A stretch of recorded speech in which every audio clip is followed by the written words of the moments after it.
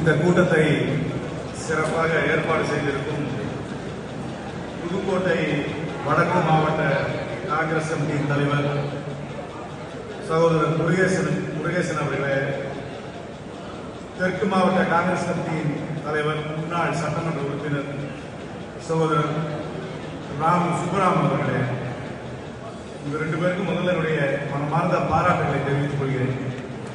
ஏன்னா இது ஒரு முன்மாதிரியான கூட்டம்.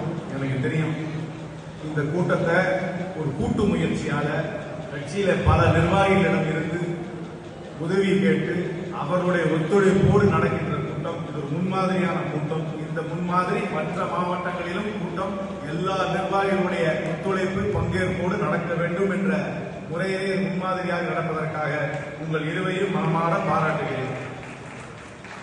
இந்த கூட்டத்திற்கு தலைமை தாங்கும் முன்னாள் காங்கிரஸ் கமிட்டி தலைவரும் முன்னாள் அமைச்சரும் சட்டமன்ற உறுப்பினரும் பாராளுமன்ற உறுப்பினருமான அண்ணன் திருநாவுக்கரசர் அவர்களே, இந்த விழாவுக்கு சிறப்புரையாற்ற வந்திருக்கும் தமிழ்நாடு காங்கிரஸ் கமிட்டியின் தலைவர் சட்டமன்ற உறுப்பினர் சகோதரர் செல்வ பெருந்தகை அவர்களே, அவர் தலைவரான பிறகு முதல் முறையாக நான் ஒரே மேடையில் பேசுறோம். ஆனா அவருக்கும் எனக்கும் நட்பு என்பது ஒரு 18 ஆண்டு காலமாக நமது பேரியக்கத்தில் அவர் இணைவதற்கு முன்பாகவே உண்டு என்பது அவருக்கும் தெரியும், எனக்கும் தெரியும். காங்கிரஸ் கட்சியின் பொருளாளர் சட்டமன்ற உறுப்பினர் சகோதரர் ரூபி மனோகரன் அவர்களே, காங்கிரஸ் கட்சியின் சட்டமன்ற கட்சியின் தலைவர் தம்பி சட்டமன்ற உறுப்பினர் தம்பி ராஜேஷ்குமார் அவர்களே, ஒன்னே ஒன்று கண்ணே கண்ணு என்று சிறப்பாக அழைக்கப்பட்ட புதுக்கோட்டையின் செல்வம் தம்பி ராமச்சந்திரன் சட்டமன்ற உறுப்பினர் அவர்களே, சகோதரர் சொர்ணா சேதுராமன் அவர்களே, எனக்கு உறுதுணையாக எல்லா காலகட்டத்திலும் செயல்பட்டுக் கொண்டிருக்கும் சகோதரர் தமிழ் பெத்தையா அவர்களே, திரு ராம்மோகன் அவர்களே, என்னை இந்த நிகழ்ச்சிக்கு மிகவும் அன்போடு அழைத்து வந்திருக்கும் சகோதரர் பெனட் அந்தோனி ராஜ் அவர்களே, முன்னாள் சட்டமன்ற உறுப்பினர் திரு புஷ்பராஜ் அவர்களே, இப்ராஹிம் பாபு அவர்களே, திரு சந்திரசேகரன் அவர்களே மற்றும் இங்கு கூடியிருக்கும் அனைத்து நிர்வாகிகள் பெயரையும் நான் வாசித்தாக ஏற்றுக்கொண்டு உங்களுக்கு என்னுடைய முதற்கண் வணக்கத்தை தெரிவித்துக் கொள்கிறேன். நடந்து முடிந்த பாராளுமன்ற தேர்தலிலே எனக்காக உழைத்த குறிப்பாக ஆலங்குடி திருமயம் நிர்வாகிகளுக்கு என்னுடைய நன்றியை தெரிவித்துக் கொள்கிறேன். தேர்தலிலே கூட்டணியால் தான் ஜெயிச்சோம் என்பதில் யாருக்கு எந்த சந்தேகமும் வேண்டாம். கூட்டணியால் தான் ஜெயிச்சோம். கூட்டணியோடு போட்டியிட்டு இருக்கிறேன், கூட்டணி இல்லாமல் போட்டியிட்டு இருக்கிறேன். எனக்கு கள நிலவரம் நன்றாகவே தெரியும். கூட்டணியால் வெற்றி பெற்றோம். கூட்டணி கட்சிகள் அனைத்துக்கும் என்னுடைய மனமார்ந்த நன்றியை தெரிவித்துக் கொள்கிறேன். நம்மளுடைய கூட்டணிக்கு வெற்றி பெற்றிருக்கிறது. ஆனால் சில சமயம் ஒரு தவறான புரிதல் உண்டு. கூட்டணியில இருக்கிறதுனால கூட்டணியால ஜெயிச்சோன்றதுனால நமக்கு என்னமோ ஒரு வேல்யூவோ நமக்கு வந்து ஒரு பங்களிப்போ இல்லை என்று சிலர் சித்தரிக்கின்றார்கள். அதை என்னால் ஏற்றுக்கொள்ள முடியாது. நமக்கென்று ஒரு பெரிய வாக்கு வங்கி இப்பொழுது இந்த காலகட்டத்தில் இல்லை என்று நான் ஏற்றுக்கொண்டாலும் நடந்து முடிந்த தேர்தலிலே சிறுபான்மை மக்கள் நம்பிக்கையோடு நமக்கு அணிக்கு வாக்களித்தார்கள் என்றால் அது மத்தியிலே காங்கிரஸ் ஆட்சி வர வேண்டும், அன்னை சோனியா காந்தி வழிகாட்டுதலில் ஒரு ஆட்சி வர வேண்டும், அந்த ஆட்சிக்கு ராகுல் காந்தி தலைமை தாங்க வேண்டும் என்பதற்காக தான் சிறுபான்மை மக்கள் வாக்களித்தார். அதனால நம்ம ஒரு வேல்யூவே ஆட் பண்ணாம எந்த கூட்டணியும் கிடையாது. நம்மளும் வேல்யூ ஆட் பண்ணுவோம். வாக்குகள் வங்கிகள் வேணா நமக்கு கொஞ்சம் காலகாலமாக கொஞ்சம் குறைஞ்சு வந்திருக்கலாம். அதை நான் ஏற்றுக்கொள்கிறேன். நான் வந்து என்னைக்குமே புள்ளி விவரத்தோட சண்டை போடுறதே கிடையாது. இந்த புள்ளி விவரத்தோட சண்டை போடுறோம் என்ன பொறுத்த வரைக்கும் உண்மையாகவே அரசியலை வந்து கவனிக்காது. புள்ளி விவரத்தோட சண்டை போடும். ஒரு காலகட்டத்தில் தமிழ்நாட்டில் பிரதான அரசியல் கட்சியாக இருக்கும்.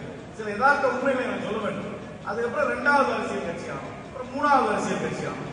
இன்னைக்கு நம்ம வேணா நம்ம சொல்லிக்கலாம் 3வது கட்சியா. நான் தான் நம்பல. நம்மளோட 2-3 கட்சி கொஞ்சம் நம்மளோட தொட்டுட்டாங்க, நம்மளோட முன்னுக்கு வந்துட்டாங்க. அது யதார்த்த உண்மை. நமக்கு வாக்கு வங்கி இல்லாவிட்டாலும் நாம் ஒரு கூட்டணியில் இருக்கும் பொழுதுதான் சிறுபான்மை மக்கள் அந்த கூட்டணியை நம்புவார்கள். குறிப்பாக தமிழ்நாட்டிலே பிஜேபியை நிராகரிக்க வேண்டும், பிஜேபியை ஒடுக்க வேண்டும், பிஜேபி ஆட்சி மத்தியிலே வரக்கூடாது என்று நினைப்பவர்கள் காங்கிரஸ் எந்த பக்கம் இருக்கிறதோ அந்த பக்கம் தான் வாக்களிப்பார்கள் என்று தெரிந்து கொள்ள வேண்டும். மீண்டும் சொல்கிறேன், கூட்டணி கூட்டணியால் தான் வெற்றி பெற்ற. நாளைக்கே பத்திரிகை எழுதிடாதீங்க கூட்டணி இல்லாம தான் ஜெயிக்கிறோம் சொல்லல, கூட்டணியால தான் ஜெயிக்கிறோம். ஆனா கூட்டணிக்கு நாங்களும் நல்ல வேல்யூ கொண்டு வரோம் என்பதை மட்டும் பதிவு செய்யும். என்னதான் 8 பேர் 9 பேர் எம்பி ஆனாலும் அதெல்லாம் கொடுத்து வச்சவன் தான். நான் இல்லைன்னு சொல்லுவேன், எனக்கு சீட்டு கொடுத்துட்றாங்க ஜெயிச்சது. அது மட்டுமே கட்சிக்கு பத்தாது. ஒரு 8 9 எம்பி இருக்கிறது மட்டுமே கட்சிக்கு பத்தாது. உள்ளாட்சி பிரதிநிதியிலிருந்து சட்டமன்ற உறுப்பினர்கள் வரைக்கும் உருவாக்கினால்தான் கட்சி வலிமையாக இருக்கிறது என்று ஏற்றுக்கொள்ளும். உள்ளாட்சி பிரதிநிதிகள் இல்லாமல், கணிசமான சட்டமன்ற உறுப்பினர்கள் இல்லாமல், மாநில அரசாங்கத்தில் பங்கேற்காமல் ஒரு கட்சி வளரவே முடியாது என்பதை நான் ஏற்றுக்கொள்கிறேன். வெறும் பாராளுமன்றத்தை மட்டும் குறிவைத்து பாராளுமன்ற உறுப்பினர்களை மட்டும் உருவாக்கி அதனாலேயே நாம் வெற்றி பெறப் போகிறோம் என்று நினைத்துவிட்டு கட்சி வளர்கிறது என்பதை என்னால் ஏற்றுக்கொள்ள முடியாது. வருகிற 5 ஆண்டு காலத்தில் கண்டிப்பாக பிஜேபிக்கு 2 முகம்தான், காங்கிரஸுக்கு 7 முகம்தான். 29 மத்தியிலே ஆட்சி அமைக்கும் என்பதில் யாரும் சந்தேகப்பட வேண்டாம். ஆனா 29க்கு முன்னாடி 26 வந்துள்ள 26 தாண்டாம 29 நம்ம போகவே முடியாது. அந்த காலகட்டம் வரும்பொழுது என்னை பொறுத்த வரைக்கும் அது ஒரு make or break election. Congress கட்சிக்கு தமிழ்நாட்டில் பிரதிநிதித்துவம் கொண்டு வந்தால்தான் கட்சி இன்னும் உயிரோட்டமாக இருக்கும் என்பதில் யாருக்கும் எந்த சந்தேகமும் வேண்டாம். நாம் கூட்டணியிலே இருக்கிறோம் என்பதை முழுமையாக உணர்ந்துதான் பேசுகிறேன். கூட்டணியை மதிக்கின்றேன். கூட்டணியினுடைய நலத்திட்டங்களால் இந்த தேர்தலில் நாம் வெற்றி பெற்றோம் என்பதை ஏற்றுக்கொள்கிறேன். 1000 ரூபாய் மாதம் ஒவ்வொரு மகளிருக்கும் அவருடைய அக்கௌண்ட் போறதுனாலே நமக்கு ஒரு பெரிய கணிசமான வாக்கு நம்முடைய கூட்டணிக்கு வந்தது என்பதை ஏற்றுக்கொள்கிறேன். முதலமைச்சருக்கு நல்ல பேர் இருக்கிறது என்று ஏற்றுக்கொள்கிறேன். முதலமைச்சருடைய காலை உணவு திட்டத்திற்கு நல்ல வரவேற்பு என்பதை ஏற்றுக்கொள்கிறேன். அதையெல்லாம் மனமாக பாராட்டுகிறேன். ஆனால் அரசாங்கத்திலே நாம் இல்லை என்பதையும் நாம் உணர்ந்து கொள்ள வேண்டும். அரசியலிலே ஒன்று எதிர்கட்சியாக இருக்க வேண்டும், இது ஆளுங்கட்சியாக இருக்க வேண்டும். இந்த 2 கட்டான கட்சியாகவே காங்கிரஸ் ரொம்ப நாளாக இருக்கிறது. அதனாலதான் நம்மளை யாரும் ரொம்ப நோட்டீஸ் பண்ண மாட்டேங்கிறாங்க. தேர்தல் நேரத்தில் நம்மளை சேர்த்துக்கிறாங்க. தேர்தலுக்கு அப்புறம் நம்மளுடைய பொசிஷன் என்னென்ற யாருக்குமே தெரியாம போயிருக்கு. ஆனால் கூட்டணியில் இருக்கும் மற்ற கட்சிகள் அப்படி அல்ல. விடுதலை சிறுத்தைகளாக இருந்தாலும் சரி, கம்யூனிஸ்ட் கட்சிகளாக இருந்தாலும் சரி, அவர்களை தனித்தன்மையை தேர்தலுக்கு பின்னரும் உணர்த்தி கொண்டே இருக்கிறார்கள். எப்படி உணர்த்துகிறார்கள்? பொது பிரச்சனைகளை, மக்களை பாதிக்கின்ற பிரச்சனைகளை பற்றி பேசுகிறார்கள். அதிலே நாம் தயக்கம் காட்டுகிறோம். அந்த தயக்கம் போக வேண்டும். தமிழ்நாட்டை பொறுத்தவரை பேச வேண்டிய விஷயம் நிறைய, பேச வேண்டாம் நான் சொல்லவே இல்லை. பாராட்டுகிறோம், காலை உணவு திட்டத்தை பாராட்டுகிறோம், 1000 ரூபாய் மாதம் கொடுக்கிறதை பாராட்டுகிறோம், முதலமைச்சருடைய அணுகுமுறையை கண்டிப்பாக பாராட்டுகிறோம். அதை பாராட்டும் போது ஒரு பொறுப்பான அரசியல் கட்சியாக, மக்கள் கவனத்தை ஈர்க்கும் அரசியல் கட்சியாக இருக்க வேண்டும் என்றால் சில விஷயங்களை நாம் பேசித்தான் ஆகணும். நம்முடைய மாவட்ட தலைவர், திருநெல்வேலி மாவட்ட தலைவர் ஒரு கொலை செய்யப்பட்டார். இன்று வரைக்கும் யாரையுமே கைது செய்யவில்லை. ஆனால் அதை பற்றி நாம் பேசுவது கிடையாது. அதை பற்றி நாம் முறையிடுவது கிடையாது. அது இன்னும் மௌனம் காட்டும். அது எப்படி முடியும்? ஒரு தேசிய கட்சி, இந்தியாவை ஆண்ட கட்சி, தமிழ்நாட்டில் ஒரு காலத்தில் ஆண்ட கட்சியுடைய மாவட்ட தலைவர் இறந்து போகிறார். இன்னும் அதற்கு ஒரு கைது கூட நடக்கவில்லை. ஒரு கைது கூட நடக்கவில்லை. அதையெல்லாம் மறந்தே போயிடும். அது எப்படி அதை பற்றி பேசாம, அதை பற்றி முறையிடாமல் எப்படி நம்ம இருக்க முடியும்? அதற்கு மேலாக இப்பொழுது பார்த்தீங்கன்னா கூலிப்படை கொலைகள் நடக்கின்றன. கூலிப்படைகள் கொலை நடக்கிறது, மக்கள் மத்தியில் அச்சத்தை கொடுக்கிறது. அதை பற்றி நாம் கருத்தை கண்டிப்பாக சொல்ல வேண்டும். அதை பற்றி கருத்து சொல்லும் பொழுது இந்த என்கவுண்டரை கண்டிப்பாக நம்ம கண்டிக்க வேண்டும். காவல்துறை என்கவுண்டரை செய்து ஏதோ சட்டம் ஒழுங்கு நடத்துறாங்க நினைச்சுக்காதீங்க. கேச முடிக்கிறதுக்காக என்கவுண்டர் நடத்துறாங்கன்றதான் பரவலான பேச்சு. அதை பத்தி நம்ம பேசலாம். அதை பத்தி பேசும்பொழுது மின் கட்டணத்தை பத்தி பேசித்தான் ஆக வேண்டும். திருமாவளவன் அவர்களுக்கு இருக்கும் உரிமை நமக்கு இல்லையா? கம்யூனிஸ்ட் கட்சிகளுக்கு இருக்கும் உரிமை நமக்கு இல்லையா? நாமும் நம்மளுடைய கருத்தை ஆழமாக பதிவு செய்தால்தான் மக்கள் நம்மளை திருப்பி பார்ப்பார்கள் என்பது எந்த சந்தேகமும் வேண்டாம். வந்தவங்களாம் சொல்றாங்க வட்டார தலைவர் எப்படி பண்ணணும், மாவட்ட தலைவர் எப்படி பண்ணணும். நான் திருப்பி சொல்றேன், வட்டார தலைவர் மாவட்ட தலைவர் மாதிரி பிரஷர் போடுறதுல பாயிண்டே கிடையாது. மேல நம்ம என்ன டைரக்ஷன் கொடுக்குறோமோ அந்த டைரக்ஷன் கரெக்டா இருந்தா தான் கீழே இருக்கவங்க செயல்படுவாங்க.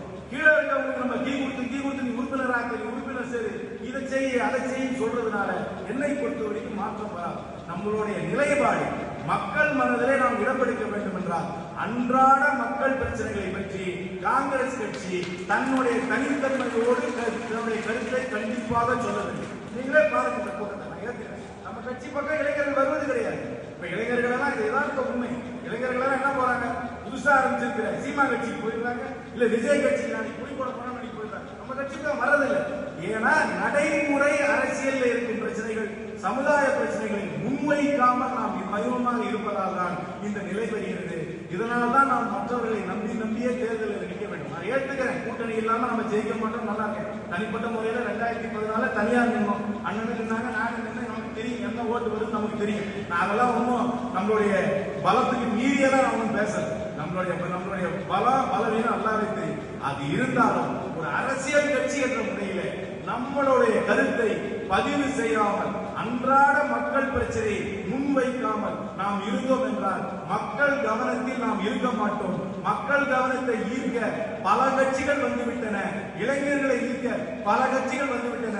5 ஆண்டுகளிலே மத்தியிலே ஆட்சிக்கு வரும் வாய்ப்பு நமக்கு இருந்தாலும் தமிழ்நாட்டிலே நாம் ஆட்சியிலே பங்குக்கோ வரும் நிலைக்கு நாம் மாற வேண்டும் என்பதுதான் என்னுடைய விருப்பம். அது மாற வேண்டும் என்றால் நாம் வாடிக்கையாக நடந்து கொள்ளும் முறையிலிருந்து கொஞ்சம் மாற்றம் செய்து கொள்ள வேண்டும். அது மேலே மாற்றம் வந்தால்தான் கீழே பயன் கிடைக்கும். கீழே இருக்கும் வட்டார தலைவர்களையும் மாவட்ட தலைவர்களையும் முடுக்குவதால் மட்டுமே அந்த மாற்றம் வராது.